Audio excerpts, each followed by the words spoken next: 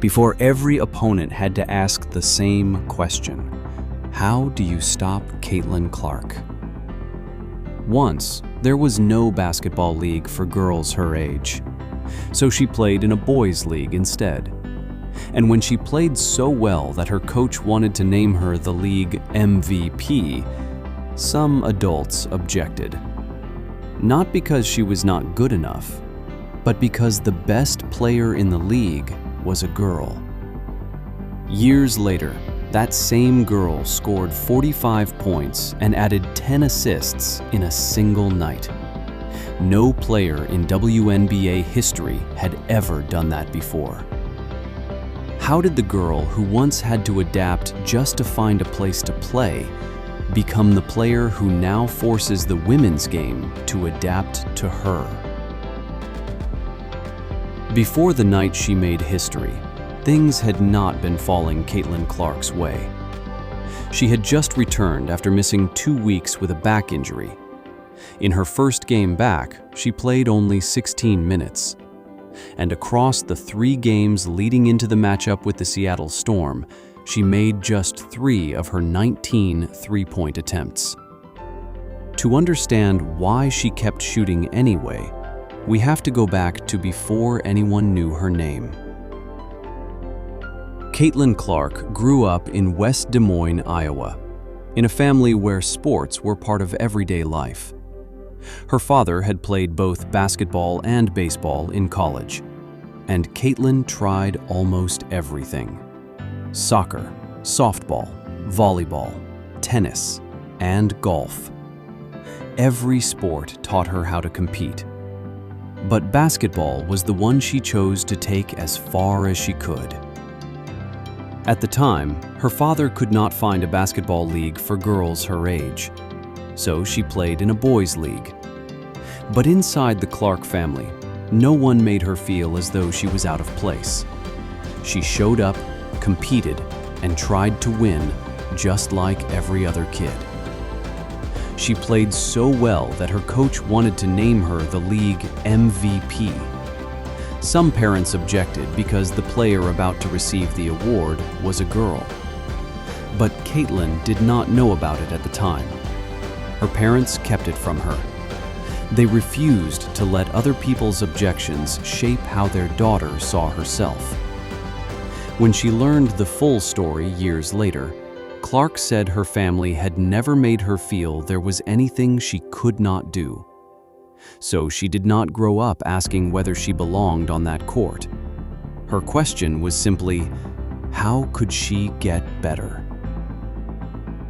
When she arrived at the University of Iowa, the games sped up. The court felt bigger, the opponents were faster, and every mistake could be punished immediately.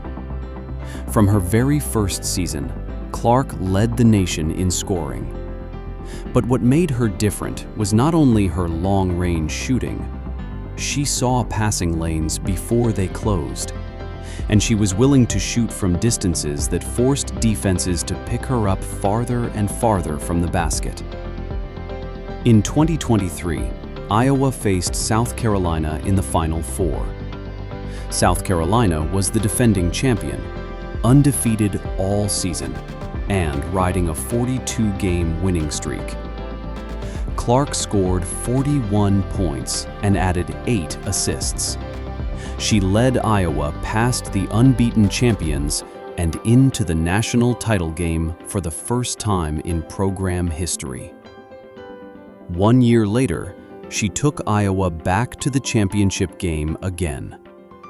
Along the way, Clark became the all-time leading scorer in NCAA Division I basketball, women's or men's. She finished her college career with 3,951 points. But she never won a national championship. She left Iowa with records no one else had ever set, and without the one trophy that had remained out of reach. In 2024, the Indiana Fever selected her with the first pick in the WNBA draft. The attention that followed her did not end with college. Opposing teams moved games into larger arenas to make room for the crowds who wanted to see her play. League viewership rose, and the Indiana Fever set a new WNBA record for single-season home attendance. Adapting to Caitlin Clark was no longer something only defenses had to do.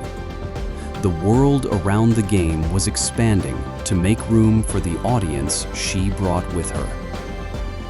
But none of that attention could make the WNBA any easier. In her WNBA debut, Clark needed nearly 15 minutes to score her first points. She finished with 20 points, but also committed 10 turnovers. Indiana lost 92-71. By the end of the season, the player who had turned the ball over 10 times in her debut had set the WNBA single-season assists record. She became the first rookie in WNBA history to record a triple-double. She won Rookie of the Year, and she helped lead the Indiana Fever back to the playoffs for the first time since 2016. The mistakes from her debut remain part of her story, but they did not get to decide what came next. 2 years later, she had to prove that again. An injury forced her to the sideline, and when she returned, her shot was not fully back. She had made just 3 of 19 three-point attempts across 3 games. Then the Seattle Storm came to Indiana. Midway through the fourth quarter, the Fever trailed by 8 points. Clark scored 16 points in that quarter alone. With less than a minute remaining and the game still tied, she raced back and blocked a transition layup. Then she came back the other way and buried a three-pointer to put Indiana ahead. She sealed the game with 4 more points at the free throw line. When the final buzzer sounded, Caitlin Clark had recorded 45 points, 10 assists, 4 steals, and 2 blocks. All of it in fewer than 30 minutes. She became the first player in WNBA history to record at least 40 points and 10 assists in the same game. But the number that may explain that night most clearly was not 45. It may have been 3 of 19. Because the shot that changed the game came after 3 games in which almost nothing had been falling. When we look beyond the statistics, what shaped Caitlin Clark was not the belief that she would never miss.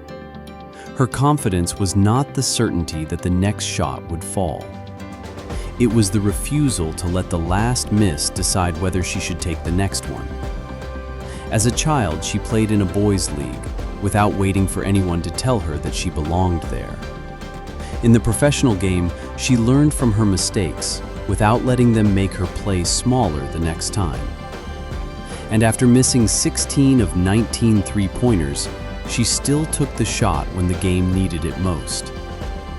Once, Caitlin Clark had to adapt just to find a place to play. Today, defenses have to pick her up farther from the basket. Teams have to move games into larger arenas. And every opponent has to begin with the same question: how do you stop her? This time, she is no longer the only one being forced to adapt. Now, the women's game is adapting to her. Human Pattern Stories. Caitlin Clark.